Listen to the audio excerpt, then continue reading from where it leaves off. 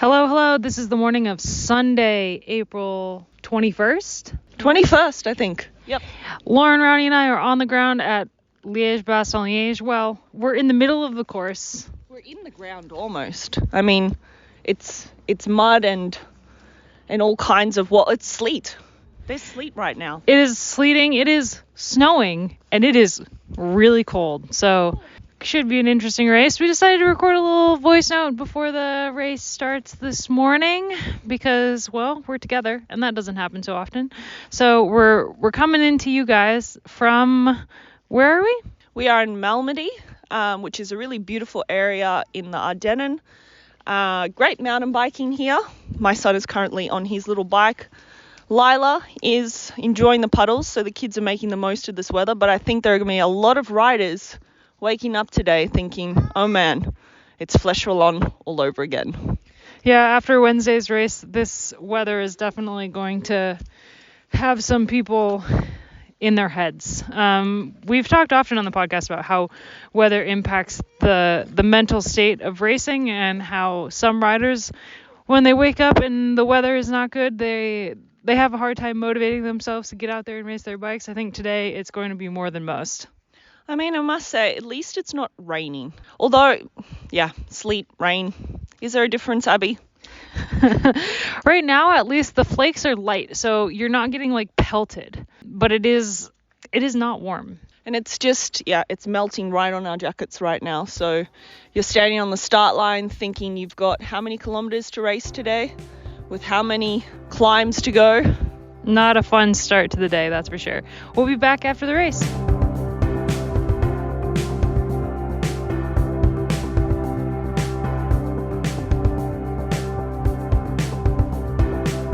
Hello and welcome back to the Wheel Talk podcast. My name is Abby Mickey. I am here to talk about women's professional cycling with Gracie Elvin. Hey. Happy to be here as always. And Lauren is out today, so we've brought in the big guns. Rebecca Charlton, back on the podcast. It's been a minute. It's been a minute. Thanks for having me back. But we talked about what you were obsessed with, which will obviously be at the end of the podcast. But after that, I was like, no, we got to speed up this process. I need you to be back on the podcast soon. You know I have many obsessions, but I will hold that one back. One of my obsessions is the last two races of the spring calendar that just happened, La Flèche Wallonne and Liège-Bastogne-Liège, and we will dive into both of those races right now. But first, the Vuelta a España Femenina is coming up on Sunday, which is all too soon to be talking about a, quote, Grand Tour stage race, but this is the world we're living in. So the Vuelta starts on Sunday with a 16-kilometer TTT, and Escape Collective is putting together a fantasy competition. You can sign up for the fantasy competition from an email that will come out on the Wheel Talk newsletter server. So if you're not signed up for the Wheel Talk newsletter, I would recommend it. I'm a little bit biased, but I do have a lot of fun with it, diving into a fun topic every week and some not so fun topics, plus a little bit of Taylor Swift in there because it wouldn't be me if it wasn't Taylor Swift or Taylor Swift wasn't mentioned. So sign up for the Wheel Talk newsletter and you'll also get more information about the Escape Collective Vuelta Fantasy Competition. You can also check the show notes of this episode for a link to more information about the comp that's coming up. So check that out. It's going to be super fun because you know that we here at the Wheel Talk podcast are overly competitive. There was some big news that came out this weekend that was not racing related, and that is that Lorena Wiebes has extended her contract with SC Works Pro Time through 2028. So she joins Lotte Kopecky with a long-running contract at the Dutch team. And what's interesting about this, in addition to Demi Vollering definitely leaving the team, which I'm sure we will talk about when we talk about Liège-Bastogne-Liège, the team is really putting their effort behind Kopecky and Wiebes as their two main riders. And Wiebes was really complimentary of the team, has always been complimentary of the team, and is obviously found her stride amongst the Dutch team. So honestly, no surprise to see her extending her contract. I know there's rumors of other riders leaving the team as well, but I think if you think SC Works Pro Time, you think Lorena Wiebes. I must say that I thought when you said this isn't specifically related to the racing, I did think you were going off on a Taylor Swift tangent this early in the podcast. But because it's about don't Wiebes, worry, that'll happen. I'm not as disappointed because I love talking about Lorena Wiebes, but I did think it was a Taylor Swift segue. I could and I would. Yeah. we'll hold that for later. But no surprise there. And yeah, she just seems to fit so well into that team for all the right reasons. And I can imagine it was a pretty easy decision. Yeah, it's pretty amazing though that the length of contracts for those top riders, like we see it a little bit probably a lot in the men's, but even then, like to know that you're at the top of your game and you still want to sign for 4 years, I think that's interesting because you could be worth more and more. So what's the trade-off there? But obviously there's nice things built in year on year, usually to those kind of contracts, bonuses as well. But I think the thing that is the most telling in that kind of signing for that long is that she's happy and that she trusts the support around her and knows that currently, with the information she has and the teams are available to her, that is the best environment for her to keep winning races. So there's obviously ways that you can get out of those contracts too, but I think, it's very telling when someone signs a contract for that long at the top of their game in current women's cycling now that the money is getting better and better. And I think Kopecky having signed for the same amount of time would have also played a huge role in her signing that long of a contract, because obviously we saw it the UAE Tour as one example that the two of them work well together, and Kopecky's kick is just perfect for a Weebus lead out. And so knowing that she would have that kind of support from the now world champion, who I think will only get better, which is a terrifying thought, that would be one of the reasons that she would stay with the team. So yeah, it comes as no surprise. And honestly, like there are some riders when you say, oh, X rider is leaving X team, you can imagine them in other places, in other jerseys, but I feel like with Weebus, like I couldn't imagine her on any other team because she just perfectly fits SC Works, and she's Dutch, so that is perfect for the team and the team sponsors, and she wins a ton of races. That team loves to win races, so it's a team that they just want to rack up as much wins as they possibly can. And they're not going to like focus on a specific race. They have different riders that excel at different things, but their main goal is just as much winning as can possibly happen. So they're not like, one of the reasons I think they're okay letting Demi go is because she's more specialized and becoming more specialized as a rider, targeting something like the Tour de France, which is one race a year, versus Weebus is like, well, I can get you 50 wins in 1 year. Yeah, she's been staggering, hasn't she, this year? That versatility that she's built in, like just when you think she can't get any stronger, she's been amazing to watch.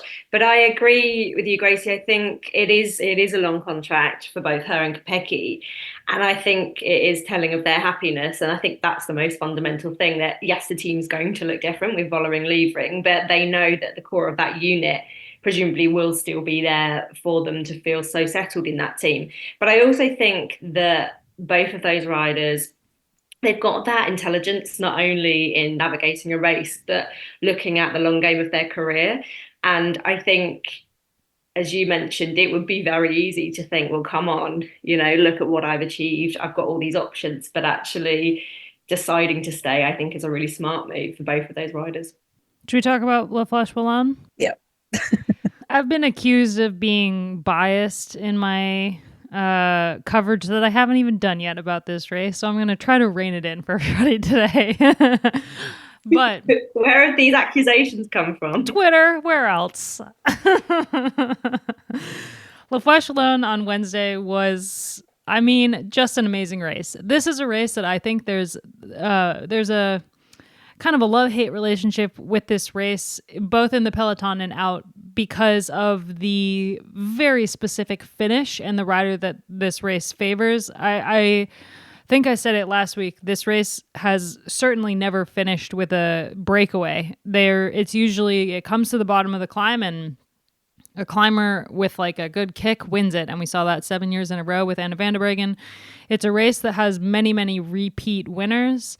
And it was a bit more wide open this year, knowing that Demi Vollering is perhaps not on the form that she was on, or, as was suggested also on Twitter, that the rest of the peloton has kind of risen to Demi's level, which I think we could safely say, that an element of that is at play this spring. But going into the race, I did say on the last podcast that no one could beat Kasia Niewiadoma of the Mur de Huy. Just dusting off my shoulders here. It was a super aggressive race, especially in the final 10 kilometers where we saw attacks from Rihanna Marcus, Elisa Longoborghini, Elise Shabby. Rihanna Marcus was the one who was still away when they hit the bottom of the Mur de Huy. She had 17 seconds, I believe, at the base. And unfortunately, a crash by Niamh Fisher-Black left Demi pretty isolated when they got to the climb. Demi paced up the climb like she did last year, but this year, Kasia Niewiadoma was able to kick near the top. Elisa Longoborghini twitched. Kasia Niewiadoma went, and it was over. Nobody could match her on the climb, and she won her first race in 5 years. The last race she won was, I think, stage 4 of the women's tour back in 2019. So it's been a long drought for someone who used to win at least one race a year. And you could really see the love for her from the fans, from the peloton, everybody. Every single person was happy about this win. I don't know how you couldn't be happy about this win for someone like Kasia, who has animated every single race that she has entered, almost to her detriment. She's always the first one to attack.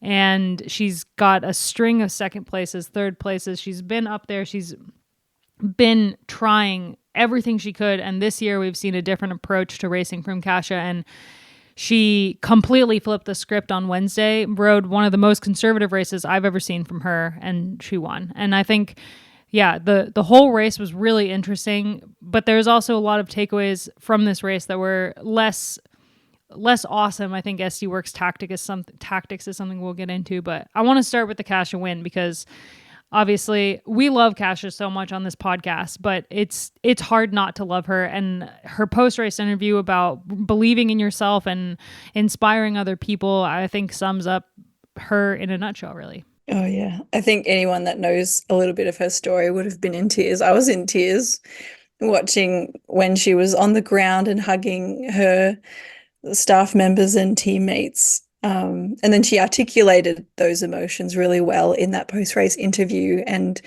if anyone didn't know her backstory, then she painted a really great picture there of just not giving up on yourself. And I just really love that sentiment. But just that relief and watching her so emotional and crying, I just lost it. But I was critical of her maybe a month or two ago with some of her tactics.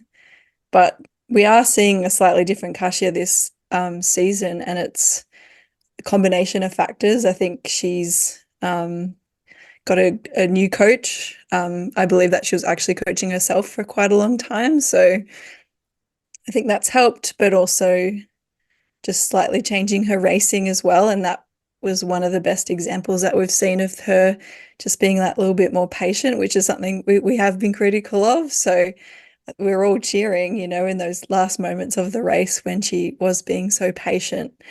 But just she looked, and actually we're going to talk about it later, but in LBL as well, she just looks a little bit more powerful, and her attacks are just that little bit more meaningful. And she was finally able to use it in the perfect place, perfect moment. So yeah, it was just awesome. Yeah, I also have to rein myself in from sounding utterly biased, but I think we're all in unanimous agreement, and listeners as well, that she is just an absolute joy. And I was over the moon. You're going to set me off in the emotional states again, but I thought it was absolutely spectacular, and for all the reasons you've both said above, it was a long time coming. And for me, especially, it's very easy, and I have sat in my comfy armchair and critiqued her kind of expending so much energy and attacking at points in other races where you think, oh, if you just held back, that would have been yours or could have been yours. And we have analysed that a lot collectively. And so to see her play it so well was just amazing to see it all come together. And not only that, tactically, I agree, she also looked like a different rider. She just absolutely had that confidence and that strength. And that was amazing as well.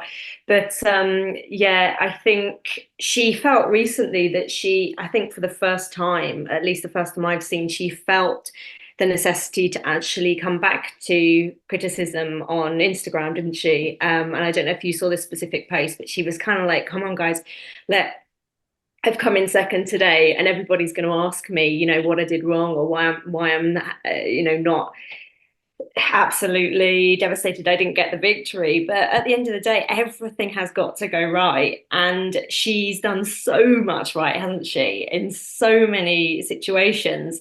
But it's just not worked out for her. But again, I'm just holding back a little bit from what we saw in Liège. But confidence breeds confidence, and I'm really, really excited now, and I wouldn't be surprised if we just see a run of more and more and more victories for her. I mean, one of the major differences between La Flèche Wallonne and how she raced on Wednesday and on Sunday compared to like Tour of Flanders, where she did get second and she was so happy to get second, but you do have those people that are like, well, you're racing to win, why are you happy to get second? I think one of the main differences between that race and these two races was Elise Chabbey, who was obviously there at Tour of Flanders, but she was there at both of these races this week. And when there were attacks going in the final 10 kilometers of Flèche Wallonne, Chabbey was either making the attacks or she was on the attacks. Like, we saw Lisa Longoborghini attacking going up the road. We saw a lot of Kopecky going up the road. And both of those times it was Elise Chabbey covering those moves. And I think a year ago, we would have seen Kasia covering those moves, but instead she had Chabbey doing it for her. And that meant that Kasia could just conserve that much more energy and sit in that much more. And so the fact that Kasia's kind of raised the level of her form, Elise has done it as well. And she's just riding phenomenally well right now. And that's allowed Kasia to be more conservative. So it's not just her that is kind of getting better. It's also that whole team is, you know, one of the teams that is slowly chipping away at becoming one of the best teams in the world. And we'll talk about that with Liège-Bastogne-Liège a little bit more, but especially at Flèche Wallonne, Elise Chabbey was all over every single move she needed to be. And when it came time to go into the Mur de Huy, Kasia was perfectly positioned thanks to her team. You saw riders moving her up, positioning her behind Demi as they were going into the base of that climb. It wasn't just Kasia doing her own thing. And I think that's something we've seen a lot from her in the past. And I think that that's partially how women's racing used to be, where it used to be a little bit less of a team. It's always been a team sport, of course, but there was always an element of you have to do it yourself. And I think now we're in this world where domestiques are making a living wage and there's more benefits from being a good team player. And that has meant that Kasia's been able to like loosen the reins a little bit on her control of the race and allow her teammates to do more for her. And we saw that specifically at Flèche Wallonne. We saw a little bit of it at Liège-Bastogne-Liège, but specifically at Flèche Wallonne, we really saw her just hand over all control to her teammates until she needed to take control. And it was amazing. Yeah, I would agree with that. But I think, yeah, Abby's kind of just said it too. It's not just like a step up in strength and ability. It's like they've got each other's backs and tactically they're way more aligned and you can just see it's clicked finally. And I think definitely in Flèche it was for Kasia, and rightly so. And that was awesome to see her getting that support that she finally needed to get a big win. And then in Liège, we can talk about it more later. It's hard not to talk about both races at the same time. I know. It was cool to see Kasia then get back in on that. They had each other's backs and you could just tell that they were in sync, and that was really cool. I think that's the other element, isn't it, that we quite often maybe don't dive into enough, is she has been there on her own in so many situations, and we say, she just burnt so many matches and did so many attacks that actually she just wasn't able to take the win. Maybe she got second or maybe she got podium or just off, but she didn't take the win. But a lot of the time she didn't have the team around her in the closing kilometres, as you say, and she didn't really have an option. And I think the other thing with that is when it has been a little while since you've taken a victory, and as you said in her case 2019, the psychology I imagine that goes into that as well every opportunity you think this could be the winning move.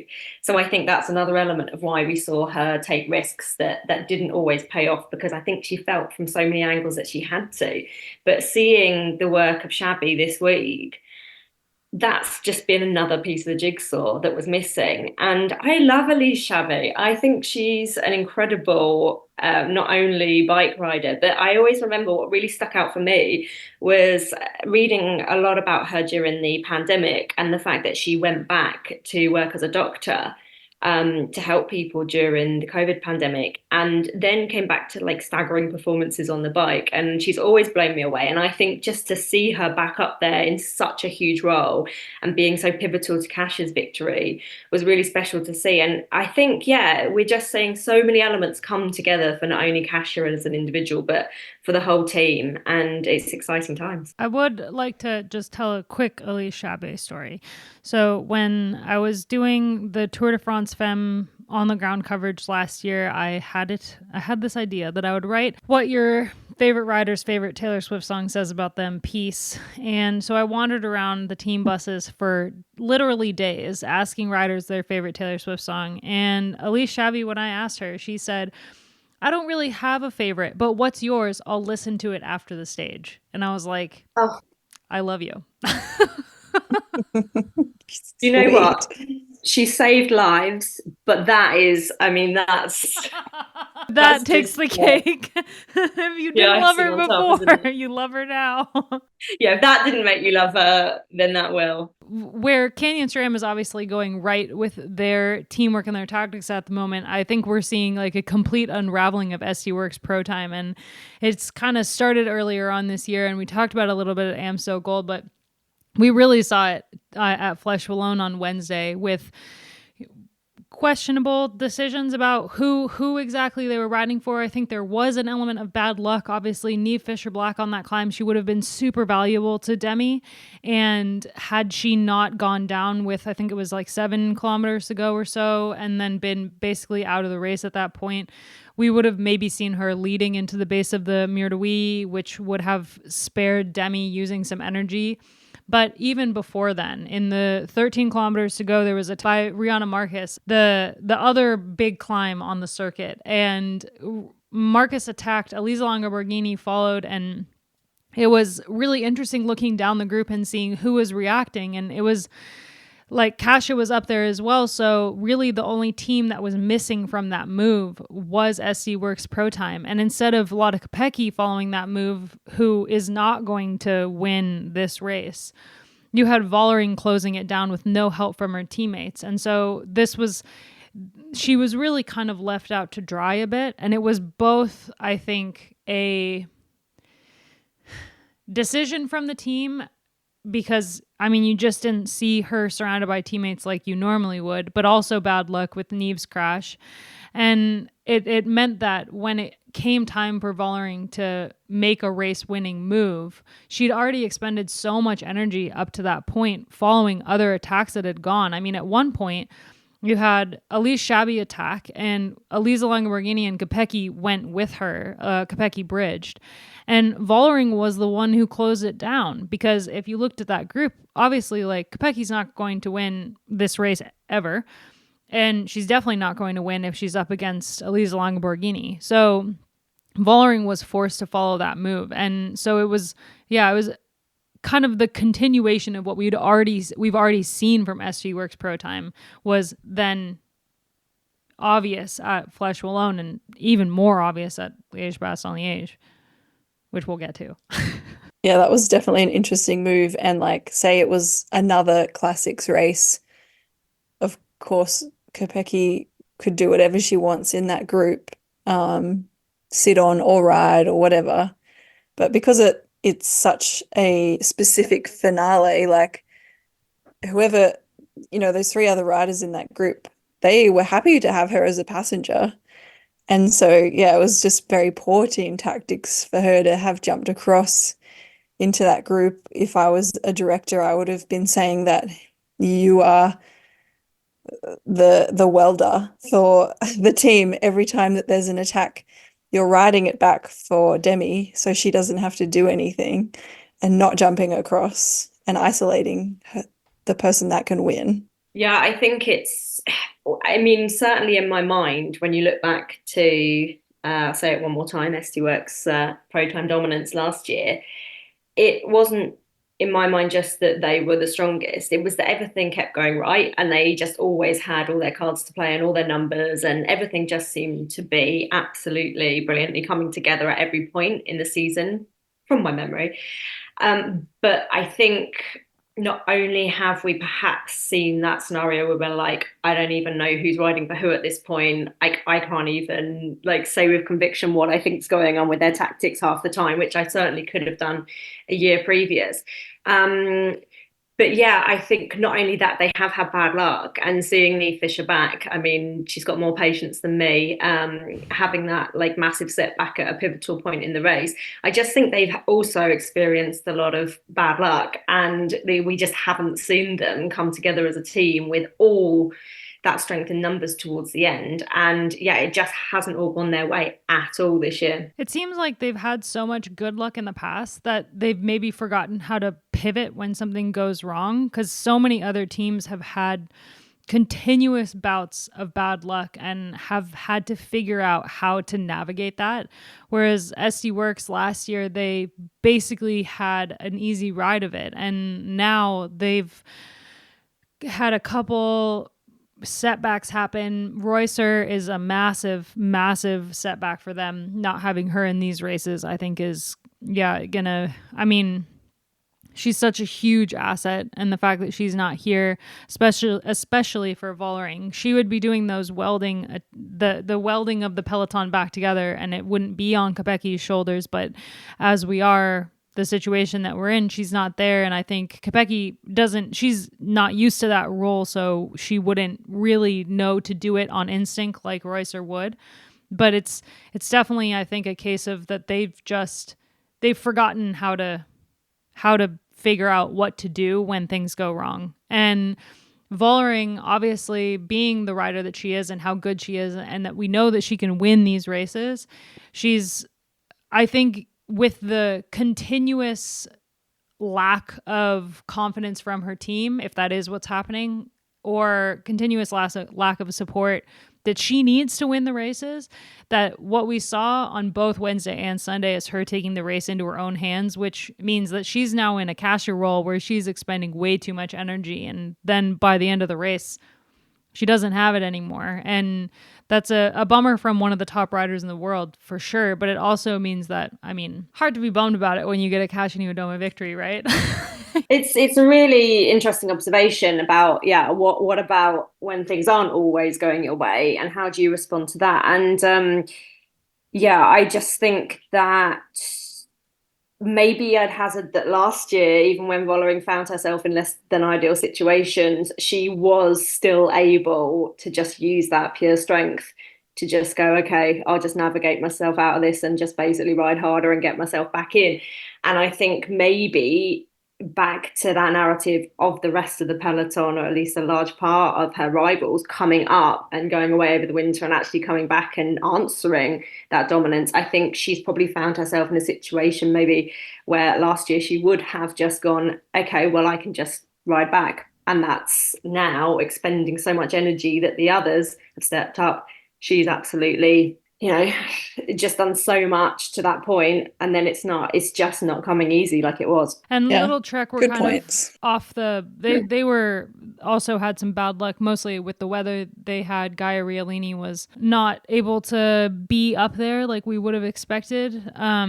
With a finish like this and her being such a strong climber, but the weather was just horrendous. And when you're a smaller rider, we saw it less so in the women's race. I think they managed to only get the tail end of that sleet storm that the men rode through, but like the vast majority of the men's peloton didn't finish because of the weather, and a couple of the women also struggled with the cold and the wet, and Gaia Riolini was one of them. So we saw Elisa Longo Borghini she went into the race to ride for Gaia and had to pivot and ride for herself in the end, and ended up third, which is definitely not a bad result.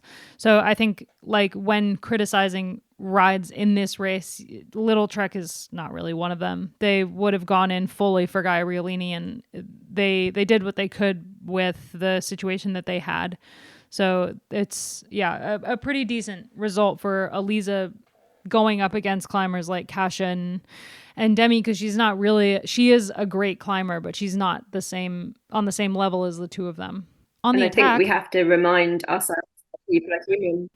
Sorry, go Rafi. no, it's fine. There's a long pause, so I was like, I'll pivot. Liège-Bastogne-Liège. Let's talk about it. I was just going to say that I am always cold. Sorry, I think I'm on a slight internet delay, so I'm not intentionally talking over your amazing points, Abby. But yeah, I am notoriously cold in every single situation, so I can only imagine how I'd feel if I was Gaia Berlini. That was my insightful point. Really cold.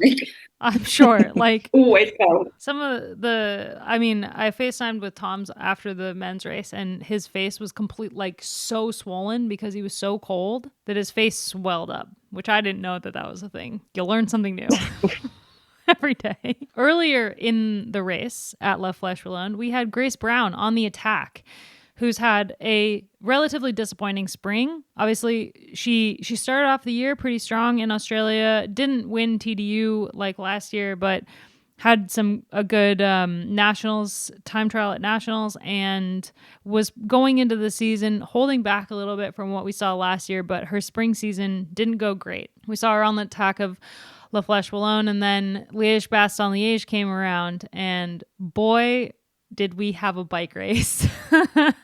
A lot of the same points stand true, but I think are exacerbated by Liège-Bastogne-Liège because of the difficulty of this race and how different the finish is from Flèche Wallonne. Grace was on the attack earlier in the day, but the one who got away first was Sarah Gigante with a 70-kilometer solo move before she was eventually joined by a huge group of riders, slowly but surely making up I think a 9 total breakaway, with Grace, Kim Kadzow, Elise Shabby, Flora Perkins, Michaela Harvey, Misha Bredewald, and Lucinda Brand were up there, and that group rode pretty well together. They actually went pretty late into the race. It was on I think Côte de Rosière, is like 47 kilometers to go maybe.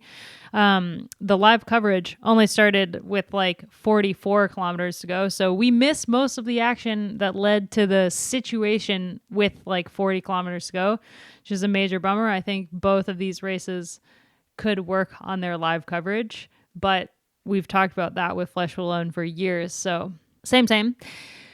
This massive group of riders eventually broke apart on the 3 final climbs of the day. La Redoute is where we saw 3 riders go clear, and that was Shabby Brown and Kim Kadzow. The 3 of them were later joined by Elisa Longoborghini, Demi Vallari, and Kasia Niewiadoma after about 15 kilometers to go. On the final categorized climb of the day, those 3 rode away, and we had 6 going into the finish together. I could not summarize the finish for you in this quick summary, but we will get into it. And Grace Brown took the win from that group of 6. Where do we even start with this race? I mean, first of all, Sarah Gigante. Would you like me to sum up the finish? I will sum up the finish for you. Oh my God, no. Oh my God, yes. This. Oh my God. Okay. I literally didn't draw breath in the last kilometer. I was literally just like... I wrote down like 1.6 kilometers to go. Grace attacks. 1.2. Shabby attacks. 1 kilometer. Cassie attacks. Elisa closes it with 500 meters. Bullring's last wheel. What is she doing? Kasia starts the sprint. Elisa goes, Grace Brown. That's what I wrote down. I enjoyed that. I went back and replayed, well, actually, Kimberly and I both went back and replayed heaps of moments in that last 10K of like, what happened there? Actually, a good moment to start with is as those 3, Kasia, Demi, and Elisa were bridging to the front 3. Demi pulls a really strong turn. Elisa then pulls through. Demi looks around as if to say to Kasia, you need to pull as well, and drops the wheel. And Elisa gets across to the group, and it was just the dumbest thing I've ever seen. I was just like, why would Kasia roll through? Chubby's ahead. You're also probably going to beat her in the finish. Like, there was all of these reasons why Kasia didn't need to roll through, and she kept her cool. She was like, no, mate, like that's all you. And yeah, it was like a head scratcher, and it was kind of one of the first moments in the race where you're thinking, I don't know if Demi's got it mentally today. I think she's not backing herself or something, or doesn't know exactly how she wants to play out. And she continues to make a few more mistakes after that, I think. And it got us talking, and I'm going to blame Kimberly on this, so I don't sound like the mean one, because I know she listens to this, is that our theory is that Demi's not really getting a lot of good information over the radio this season, whereas maybe in the past she has. And when she had Anna in the race with her, Anna was such a great team captain in those moments, and potentially in the car. We haven't seen Anna in the car that much this year. And of course, we can speculate all the crap that's going on with that team. We were wondering, is she just not getting very good directions in her ear? And is she struggling to make good decisions by herself? Because that's certainly what it looks like. Yeah, I mean, that moment I'm was... glad you said head scratcher. Yeah, that was one of the weirdest moments I've ever seen. And especially that was a moment that you would see happen in like a collegiate crit. Like I can't believe we watched that happen in a women's world tour race like Liège-Bastogne-Liège, and a race where you had all of the best riders on up front racing in this race. Like even you had behind, like if they weren't in that group, they were in the group behind with Kopecky and Voss. And then this moment with Demi, it was like, she's probably frustrated at this point. We saw that she was frustrated at Amstel Gold. She was visibly pissed off on the front. We saw she was frustrated at the end of Flanders, and she made a statement about Kasia at the end of Flanders. So I think when it came to this, it's a culmination of so many moments that she's pissed off about, probably also a little bit annoyed about what's going on, with the contract negotiations and everything we talked about last week as well. So you had this moment where Kasia's sitting on, Kasia just won Flèche Wallonne. Demi's obviously in her head a bit. We could tell that in her racing on Sunday. And so she had a moment where like the emotions won out over the race instinct, and Elisa took advantage of that by then attacking that group and going up the road, and it could have absolutely worked out in her favor, and that could have been the moment that lost Demi the race. And in the end, a very similar moment lost Demi the race, which we'll get to in a second, but the moment where she sat up with Kasia on her wheel, or hesitated long enough for Elisa to get to that group of three and then make an attack, it was just like such a amateur moment. And I feel so bad for Demi. I think in a lot of ways, like the team situation is absolutely affecting her racing, because we saw in this race, if she was working for herself in Flèche Wallonne, it was 10 times in Liège-Bastogne-Liège. I don't think there was a single moment where I saw one of the SC Works Pro Time riders riding in support of Demi, except maybe when Niamh Fisher-Black was pacing the group on La Redoute. The biggest group we've ever seen go up La Redoute together and come over the top of that race together whilst the win was still on the line. Which was really interesting. I mean, this whole race was just wild. From the group out front and Little Trek and SC Works Pro Time not working because they had riders up there, two riders that were probably not going to win out of that group. So doesn't really mean much if you have a rider up the road, but that rider isn't really a threat. Like we saw Lucinda really struggling on the climbs and eventually getting dropped, but Misha as well. And when they were going up La Redoute and Niamh Fisher-Black was pacing, that was pretty much the only time we saw anybody do anything that probably would have benefited Demi. But did it benefit Demi? Because all it did was actually keep the pace so that Kopecky could stay in that group. And when it came time for the moves to go, and when Elise Longo-Borghini put down her attack and tried and get away on Côte de la Roche-Chafon, then Demi was able to go with that, and they were able to go up the road. But behind Niamh Fisher-Black was pacing for Kopecky, which, like, that's I think a call from the team. Like, if you're told you're riding for Kopecky, then you're riding for Kopecky. And I think they really thought that Kopecky was going to be able to make it over those climbs and make it to the finish. I think that they truly believe that Kopecky could have won this race. But as we keep saying, the girl needs a break. Like, she looks wrecked. And I think if she was to win this race, it would be after 2 weeks off post Paris-Roubaix. But it was not this day. And so why they wouldn't say, okay, Kopeck's not going to win today. We are working for Vollering, which they should have done anyway. It was just such a... Demi's move with Kasia on her wheel was a head-scratching moment, but pretty much every single decision that SD Worx Pro Time made in this race was like face palm. So the luxury of now being in an age where we can pause and rewind live TV, Gracie, I was the same as you. But what happened when I was watching live was my 2-year-old Mila had asked for something. She wasn't as invested in the racing as I was.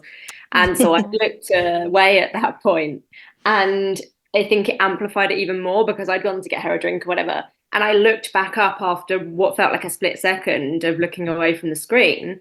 And then I saw Vollering and Kasia isolated, and I was like, what on earth just happened? So I had to keep skipping back. And I think there were a few moments in the closing kilometers of the race where I was like, what on earth just happened there? So I did a few going back and rewatching.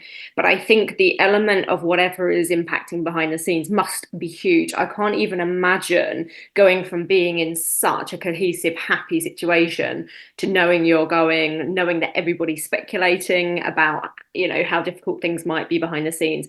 And I just think it must be tremendously hard to keep your head on. It's like being in a high school relationship where you know that it's going to end after prom because you're both going away to college, but you're just kind of holding on until prom because you've been promising to go to prom together forever. And so it's like just imploding from the inside the whole time, but you're just like, but I'm in it at the moment. I can't get out of it until prom. But meanwhile, everything is unraveling. I love your analogies. It's great. And her face on the podium, I felt for her. Yeah, I mean, she definitely made mistakes, but I also don't think we can point to her performance and that moment with Kasia, which was just, what? We can't point to those and be like, she's making a mistake. It's like a personal attack of her, because I think there's so much happening that, like, as a human being, what else would you do? And obviously it's her job, it's her profession, but there is always emotion involved, and there is always those things that are happening outside and around you are always going to impact you. And if you go into this race and you have the form, you can win the race, you've won the race twice already. Demi's won this race twice already. And your team is like, no, we're going to back Kopecky, which is what looked like they were doing all day. Then that's going to screw with your head. And her racing that she did on Wednesday, where she was racing for herself, is even worse on Sunday. And then she's just making mistakes. And I think a lot of that is because of not having the support of the team that she's had in the past. There was just certainly a couple of moments there that she could have made better decisions. But I think the other standout moment was that she picked last wheel to be coming into the finale, into the finish. And it wasn't even the fact that it was last wheel. It was off a wheel of someone that wasn't going to feature in the sprint. Like, it was interesting to me that she didn't pick the wheel of Longo Borghini or Brown, if she could have. So I think Longo Borghini had tried to bridge across to Kasia, so maybe that wasn't an option. But I think in a finale of that race, you don't want to miss any of those moments either. So I just found that interesting that she'd placed herself at the back of the group, and she ended up having to make up a lot of distance. And she was coming with speed at the end. Yeah, I think that's the other thing, isn't it? Actually looking at the finish, a little bit longer and she would have had that, right? So it ultimately was about that positioning in the end. I mean, two people further up and she would have won this race. Has the sprint on Grace Brown, she absolutely would have won if she was just a little bit farther forward. She was far back because of all those attacks that were going in the final 2 kilometers. She was letting other people follow those moves. Kim Kadzo did a huge turn to pull back Elisa Longoborghini when the whole Kasia, Elisa, when all of that was going on in the final kilometer. It was Kim Kadzo who really pulled it back together, which obviously a huge result for her. 6th at Liège-Bastogne-Liège. She's pretty new to racing, and for EF Education Canada to even be in the mix was massive as a quote new team on the block this year. But for Demi, she was going faster than anyone else in that sprint, and she just was poorly positioned. And even with all the mistakes and all the work she made up to that point, even if she'd been just a couple people higher, she would have won the race anyway. And we would be talking about how incredible it was that she salvaged, a couple questionable moments and not having the full support of her team to win the race. But instead, she just put herself in the wrong position going into the sprint, which you'd think she would know better at this point. But it's just, at that point, I think she would have been super frustrated. And honestly, they all lost themselves the race because with 6 kilometers to go, Grace Brown almost crashed. She was chasing. And you had this group up the road with Elise Langeborghini, Demi, Shabby, and Kasia. And the 4 of them, and obviously with the upper hand in numbers, Kasia and Elise, Shabby are going to be making the attacks. I think it was Kasia attacked in the perfect time, exactly when you'd think that she would attack, when those 4 came together. And then they all just sat up. And that was the moment that lost them all the race, because when they all sat up, it allowed Grace Brown to get back in.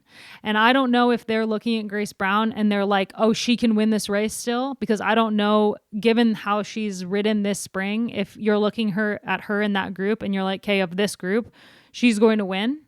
But in hindsight's 2020, when they all 4 sat up and they allowed Grace to come back, and honestly Kim, because she did a ton of work in that final, they lost the race. Yeah, I don't think that they would have felt that was the biggest threat at all at that point. May I just bring up the roundabout? This was my other point. I think I rewinded this about 8 times to see exactly what had happened, because I wanted to see where Kim Cadso had to go as well, and whether because it all happened so quickly, whether Grace had actually almost had that spill in isolation, and she did, didn't she? Just nothing she could do in that moment, I guess. And both of those riders ended up going across the grass.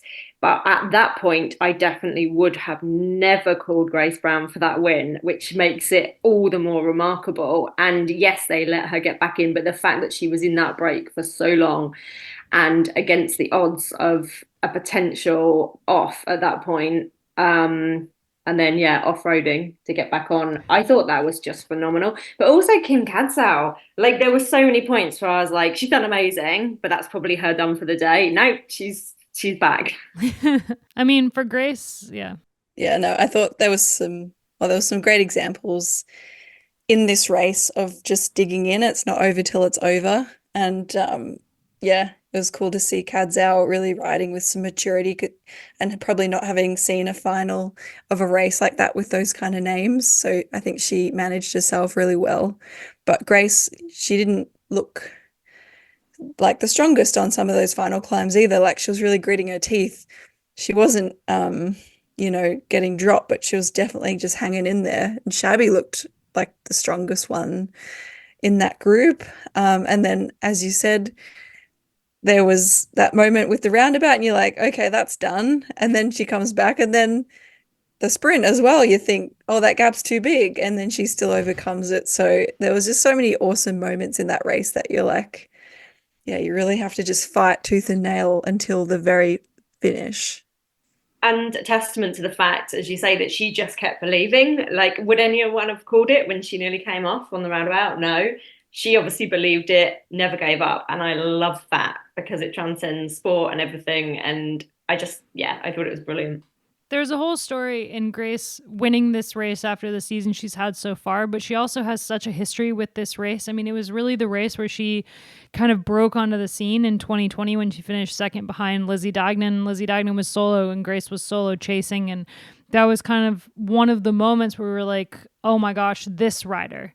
And she got second again in 2022 behind Annemiek van Vleuten. So she's been second twice here before, which logically means that next year Elise Langeborghini is going to win, because she's now been second twice as well.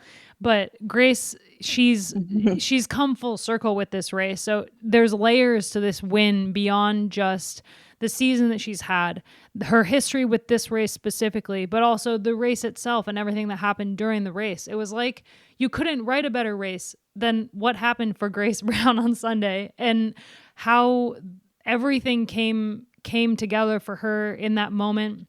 Mistakes made by other riders. I also think that you can point to this race and you can be like, this race sums up the spring season we had in a nutshell, because we saw SD Works falling apart. We saw Elise Longoborghini being the most consistent rider in the peloton, and we saw a surprise winner that made everybody cry. And I think that like this has been the best spring season we've ever had ever. And it was just like the cherry on top was Liège-Bastogne-Liège to finish it off. 100% agree. Such a good, it's just, man, how, like, this spring will never top it. It was so good. And let's just take a moment of silence to grieve that it's over. I'm always so sad after the spring's over. Oh. It just feels like 2 minutes ago we were anticipating it and getting really excited, and now it's over. I can't believe I'll give you 2 hours and 2 minutes of grieving. Just go listen to Taylor Swift's The Tortured Poets Department, the anthology, and you can grieve for 2 hours and 2 minutes. You can feel all kinds of emotions. Can I just throw this in there? It's not Taylor Swift related. It's Kim Cadsell related. Did you know that she worked at a salmon fishing farm? Oh no, that's really. She was standing in the. Yeah, that's just what I'd like to add to this conversation. She was standing in the line behind me at the grocery store a couple weeks ago, and Lila like really wanted one of the stuffed animals that was like in a display next to the checkout, and I was like tussling with Lila to not grab one of the stuffed animals because I knew the second she had her hand on it, it was over. There was no way we were walking out of that store without it, and she would drop it in the car and forget about it the moment we got in the car, and I was like, we're not doing this today. And I said that to Lila, and Kim laughed. It's my story. That's the end. Great story. She had no idea. I thought it might be going somewhere further than that, but that's great. She had no idea who I was, and still probably doesn't know. But she was wearing like a full EF getup, and so I knew who she was. Also, it's my job. Anyway, it's your job to know. Yeah. So much to talk about. I think we talked about SD Works Pro Time. We could probably go on and on, but it is what it is. We talked about Demi, we talked about Grace, we talked about like Eliza. The only thing we haven't really talked about for this race specifically, but it was just kind of a continuation of what they did at Flèche Wallonne, was Canyon SRAM with an amazing ride with Shabby getting up the road and ahead of the racing. Like her and Grace both, I think, by getting in that breakaway that went with 47-ish to go, they were able to put themselves in front of the eventual like attack that was always going to go from, whether it be on La Redoute or Côte de Rochefort or any of those final climbs, from Eliza and Demi. And so they were able to get up front, and having Elise Shabby up the road obviously opened things up for Kasia. And I think they didn't win the race. They almost won the race with Kasia's 1 kilometer attack. Oh my God. For a second, I thought we were going to get 2 Kasia wins in 1 week. And I was like, what? 5 years drought. Now she's just like win. But instead, I think that they did everything that they could. All that they could have done in that situation is the 1-2 punch. And they did that. And perhaps they could have done a bit more. But I think like Shabby at that point, she'd been off the front for a long time, and maybe she just didn't have the legs anymore. And with Kasia, she did what she could as well. We know she's not going to win in a sprint. But we also had two riders of theirs in the group behind. So Neve Bradbury and Ricardo Bauernfein were in the next group on the road. So you had 4 Canyon SRAM riders in the top 12, which, like, given how that team has performed in the past, is just amazing. I'm like frantically nodding, as you can see, but listeners can't see, because I was absolutely convinced we were going to get the Kasia double, which again, from a completely unbiased point of view, I was delighted at. But she had a really good gap, and that's what I mentioned earlier in the podcast, was that she has a little bit more punch than she's ever had, and that was a really cool visual of that in the final. It was really convincing, wasn't it? And I would have called it at that point. I thought she'd done it, but I agree with you, Abby, that actually I know they didn't take the victory, but I think they were pretty flawless. I think they rode it so, so well, and the strength in numbers. It's everything we asked for last year. You know, we wanted this from them. We wanted to upset the balance of SD Works, and actually we've had an answer to that. I thought they rode a really, really perfect race. Obviously, if it had been finished off, we'd be saying that even more, but I still don't think they made mistakes. I think it was brilliant. Yeah, I'm excited to see what they're going to do at La Vuelta with their riders on such good form right now, especially like the start list hasn't been released yet, but you would imagine that Neve Bradbury and Ricardo Bauernfeind will both be there. So excited to see that and how that plays out. I hope to God that Lotte Kopecky isn't racing. I mean, I love her. Like, she's phenomenal. But like the spring that she's had, starting at the UAE tour, she just needs a break. And she released, or the team said she won't be racing the Tour de France Femme in August, which is such a huge bummer for Belgium. Like, how often is the Tour de France going to come through your home country while you're the world champion? I'm pretty surprised to see her not racing the Tour, to be honest. She said she's fully focused on the Olympics from this point, so we know she's doing the Giro in the build-up to the Olympics. But with the Tour de France Femme coming after the Olympics, you're already on form. You just have to basically line up. But I think given the spring that she's had, she's entitled to some time off. And I think it's going to be a huge push for her now through the Olympics. And then come, August 11th, she's just going to put her feet up for a minute before the world's building back up to the worlds again. But the start lists aren't out yet. So far, all we know is that Elisa Lamborghini and Gaia Riolini will be there. Livalula Jayco released their whole roster as well.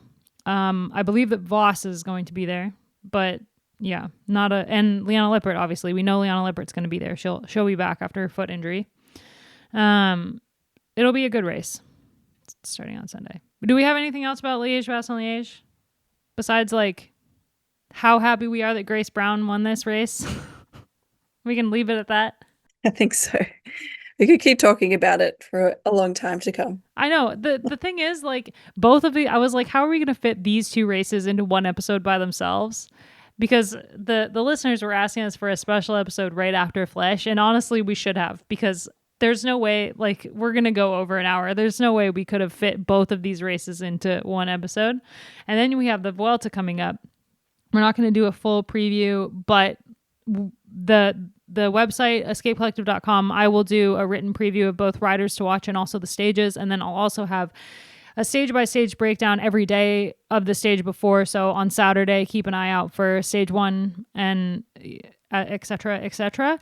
There's a few really interesting stages in the race to keep an eye on. I think the most notable, stage 2 looks like a fun day. There's a climb near the end, but the finale is flat. So that should be a pretty interesting stage. And then stage 6 and 8 both end with a big climb. Stage 5 has a climb in the end, but it's not super long. But 6 and 8 are really the two stages that are going to be the most significant in terms of the general classification. But as we saw last year, you never know when the crosswinds are going to come into play.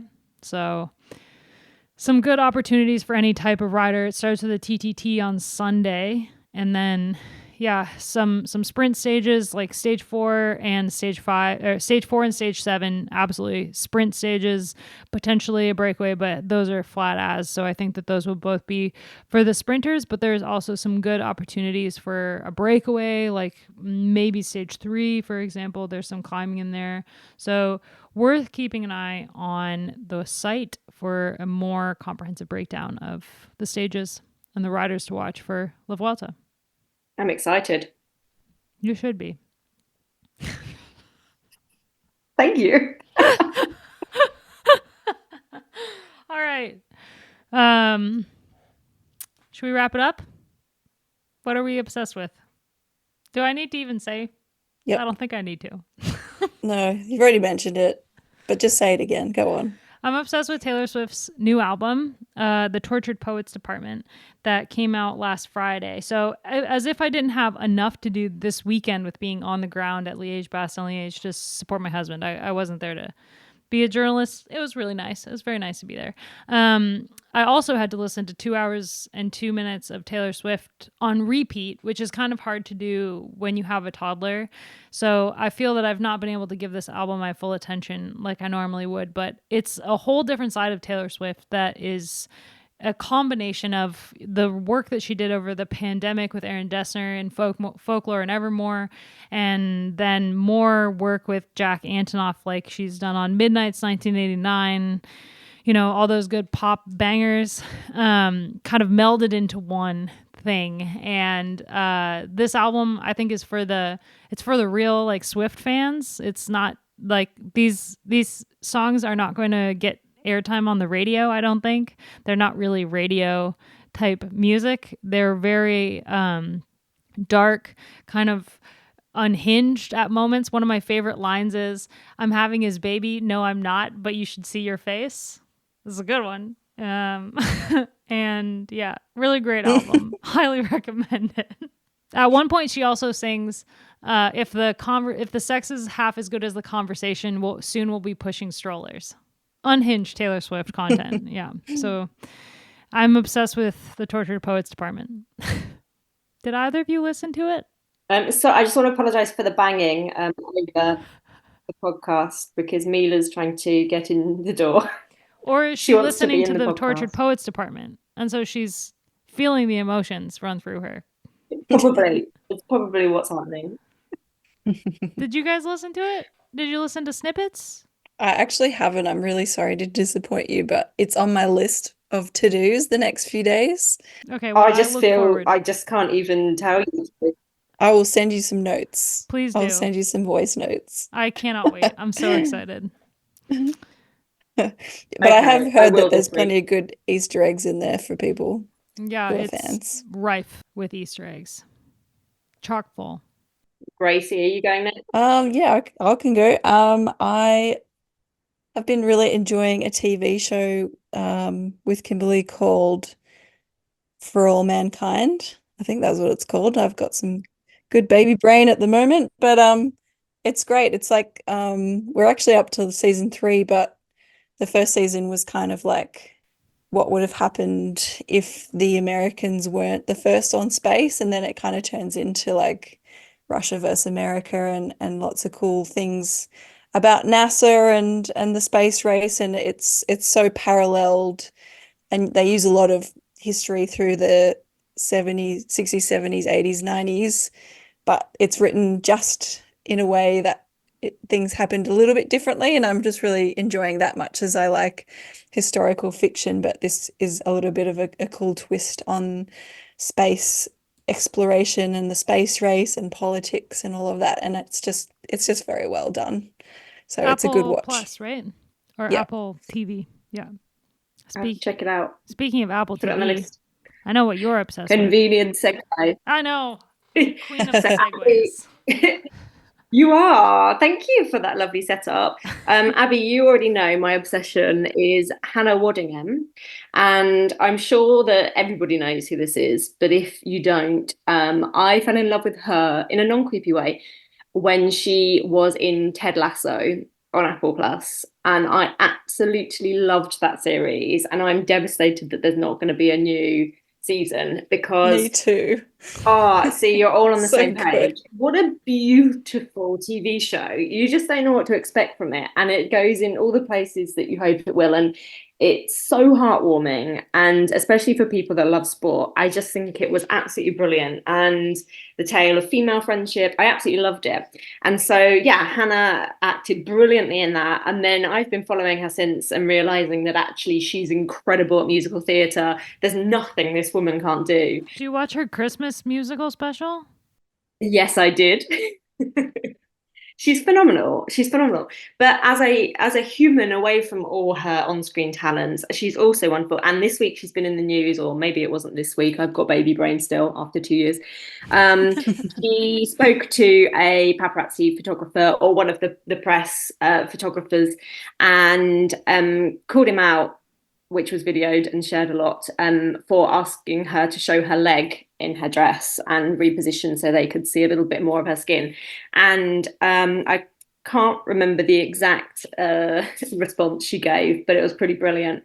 And I think that it was really important because she just showed that she wasn't scared of actually just calling somebody out, even if she didn't know, like, if people were going to be critical of her saying a little bit of spicy language. But I just thought it was really, really important to call somebody out in the way she did. And then just to add to that, when I go live on Eurosport, I have a wonderful woman called Lisa in my hair. I said that because she calls herself Lisa Big Hair on Instagram, but she's in my ear when we go live, and she's doing all my count back into ad breaks and everything. Absolutely love it. And then she said to me a couple of weeks ago, I won't say exactly what it was because it's embargoed, but I went along to some filming and I actually had a chance to meet Hannah, and she was everything I hoped she would be in real life. I was not disappointed. They say don't meet your heroes. She was just wonderful, and just even more wonderful in real life. So yeah, that's this week. That's amazing. I love that. She was my favorite character on Ted Lasso and my absolute aspiration as a boss lady. But I don't follow her much outside of that show, but every little thing I've seen has been really cool. And I did see that leg thing, and I really value those moments because it's actually, I don't know if listeners will be surprised with this, but I'm not the kind of person to do that. And I really admire women that do, and I aspire to be more like that. Despite all of the advocacy work that I've done and able to talk on TV and public speaking, I wasn't always like that. I was the kind of person to be told to smile, and I would smile because it's just the way that we're conditioned as women. And to see more and more examples of that, of women calling it out, but in a kind way, but also just like no, like that's not what I want to do, and not even making a big deal of it, but it goes viral, so it is a big deal. But I think the more we see that, the more it gives all of us that permission to understand those instincts, and that we're allowed to act on them instead of just, being okay with all of that, not finding the right words, but yeah, all of that very small everyday sexism, and thinking that we need to do things to be liked or to be hired or to be given opportunities, which you don't. You just have to be good at what you do. Oh, you've just articulated it perfectly, and everything that made that moment so significant for me and so many others, because I hazard to say, as women, have been conditioned, as you say, be grateful to have your opportunity. You should be grateful. A lot of people want a TV opportunity. Be grateful, stand there and smile. And the fact, as you say, that she had the bravery to call that out means more of us will. And I'm the same as you. It's very, very difficult to go against the grain, and it will give people permission to do that. Yeah, I think a lot of people won't see that as a brave thing. They just be like, oh, she's just being difficult. But for a lot of people like us, it was a big deal, and it's important to see that. Oh, and I think like that's the classic response, right? Is that you're being difficult if you're, making any kind of waves. But we're in a world now where that's not the reality, and the more people who notice that and recognize that, make it easier for the women that come after us to just not have to deal with something like that. All right. And if you haven't seen her Christmas special, worth a watch. It's really good. She's got incredible singing voice. It's on my list with Taylor Swift. Yeah. Two very different vibes. Thanks you guys so much for chatting bike racing with me. We can all now have spring withdrawal as we go into the Vuelta, but hopefully we'll be treated to 8 fantastic days of bike racing. A quick run through of the Escape Collective draft, just really quick. Lauren is leading us. She has 7,761 points. The closest to her is me with 5,837. So she is whooping everybody because she also has Grace Brown. So just completely demolishing everybody in the standings. Tills has jumped up to third. Gracie, you're in fourth. Matt Denif is holding us down at fifth. But the Vuelta's coming up. He's got Gaia Riolini, so who knows? Who knows what will happen? We'll see. Thanks, you guys. We'll be back next week, talk about the Vuelta, and possibly some special episodes in between, so stay tuned.